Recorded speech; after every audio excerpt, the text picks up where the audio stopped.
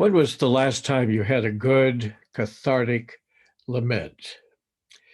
A lament like King Lear's in Act 5, Scene 3, when he finds his daughter Cordelia hanged. Howl, howl, howl. He enters the stage. No, no, no, no life theft. Why should a dog or horse or rat have life, but not you? Look at her. Look at her lips. Look there. Oh, oh, oh. Or the lengthy lament of the beat poet Allen Ginsberg, also appropriately called Howl. I saw the best minds of my generation destroyed by madness, starving, hysterical, naked, dragging themselves through the streets at dawn looking for an angry fix. Angel headed hipsters burning for the ancient heavenly connection to the starry dynamo in the machinery of night. Who, poverty and tatters and hollow eyed and high, sat up smoking in the supernatural darkness of cold water flats, floating across the tops of cities, contemplating jazz. Or the silent howl of Michael Corleone in Godfather 3 as Michael holds his dead daughter on the steps of an opera house and cannot summon his voice to scream his lament to heaven. And we see his face tormented, his mouth wide open, his vocal cords frozen, and unable to scream out his despair over the death of his daughter. There are some things so awful, so unjust, that the only fitting response is a loud lament. But how many of us are able to set ourselves free enough to really do it? In 1967, when I was an airman, an Air Force chaplain's assistant, I was assigned to organize bus trips from RAF Station Woodbridge in Suffolk, England, to Earl's Court in London, where Billy Graham was hosting a month-long crusade. On most of these trips, by accident or perhaps on purpose, I sat next to a beautiful and somewhat flirtatious young woman named Patty. She was 30 and married to a major, so she was utterly unattainable to a 21-year-old airman, which maybe made me feel a little bit safer around her. Even so, I had a terrible crush on her. A few weeks after the bus trips were over, the chaplain called me into his office with a very stricken look on his face, and he said, "It's so sad. Patty died. Her husband was cleaning his revolver and it discharged. A terrible, terrible accident." Well, I sat in stunned silence, my eyes brimming with tears. Accident. For the life of me, I couldn't then, and I can't see now, how one could open the cylinder of a pistol to clean it and fire the gun at the same time. I also knew there was no chance at all that the Air Force would question it. If the major said it was an accident, it was an accident. And it would be pointless for me to howl my lament, no matter how much outrage I felt.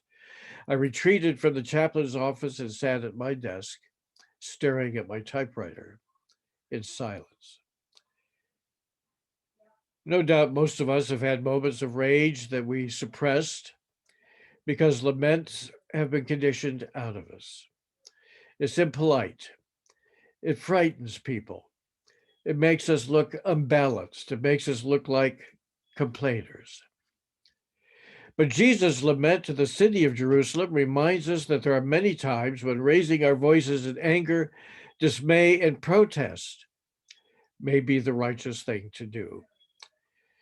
The Reverend Dr. Mitzi J. Smith, the J. Davidson Phillips Professor of New Testament at Columbia Theological Seminary in Georgia, writes, "Collective lament is an appropriate and necessary response of a people or a nation burdened with a history of social injustice, poverty, oppression, murder, and the privileging of lies over truth that bleed into the present."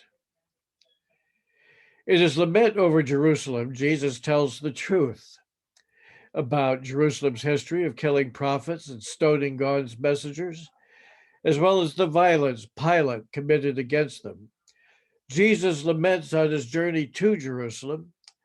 Once in Jerusalem, chief priests and other Jewish leaders accused Jewish before Pilate of sedition against the emperor and the Jewish people. He is a Galilean troublemaker who claims, they say, to be king of the Jews. Jesus knew none of this should be endured in polite silence.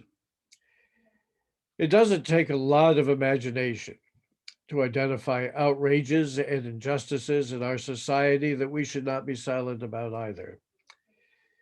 Yet too often we remain silent in the face of ignorance that breeds the poisons of our time, including homophobia, Islamophobia, anti-Semitism, racism, sexism, classism.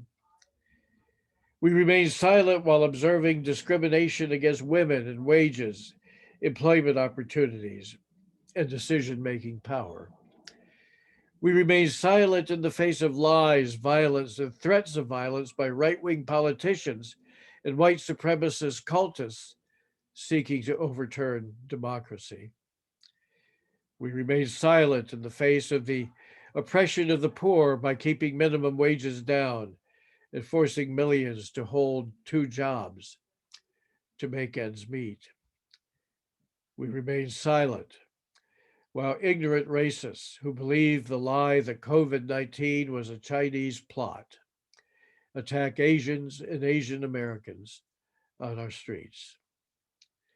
We remain silent amid a system of economic favoritism that protects the very rich, many of whom pay no taxes at all, and multi-million-dollar corporate bonuses. There is so much to lament about. Dr. Mitzi Smith writes, violence inflicted on a collective or nation from external forces usually provokes lament. Yet when the violence is inflicted by internal forces and authorities, lament is slow to come, she writes, especially when masses of people have been convinced that the violence is necessary and when the perpetrators are convinced that they are doing God's will in acting in the best interests of the nation. Those in power benefit from the internal violence against the marginalized poor. So drown out the cries of the oppressed with lies that promote fear of change and equality. The consciousness of the nation must be awakened. Oh, Jerusalem, Jerusalem, Jesus laments. And we dare not read his impassioned words in silence. It is time for the most passive of us to fix our national gaze on what some politicians have called our shining city on a hill and cry out, "Oh, America, America," for there is so much to lament.